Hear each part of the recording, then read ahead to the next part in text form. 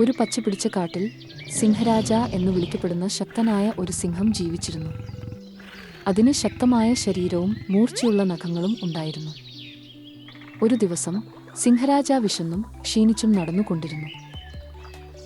അപ്പോൾ കാട്ടിന്റെ അകലെയായി ഒരു ചെറിയ ബാലൻ പഴങ്ങൾ തേടി ഓടിക്കൊണ്ടിരുന്നു. സിംഹം ആ ബാലനെ ശ്രദ്ധിച്ചു. ഈ ബാലനെ ഇപ്പോൾ തിന്നട്ടെയോ വേണ്ടയോ എന്ന് അത് ചിന്തിച്ചു.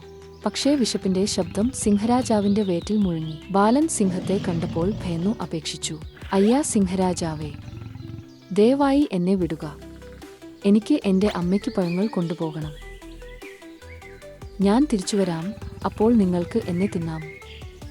സിംഹം ചിരിച്ചു. നീയോ തിരികെ വരുമോ? നിന്നെ വിശ്വസിക്കാമോ?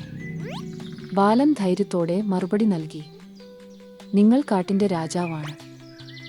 നിങ്ങളുടെ വാക്കിനെ ഞാൻ ബഹുമാനിക്കുന്നു. അതുപോലെ ഞാൻ എന്റെ വാക്ക് പാലിക്കും. സിംഹത്തിന്റെ ഹൃദയത്തിൽ ചെറിയൊരു കരുണ ഉണർന്നു. ശരി, പോ.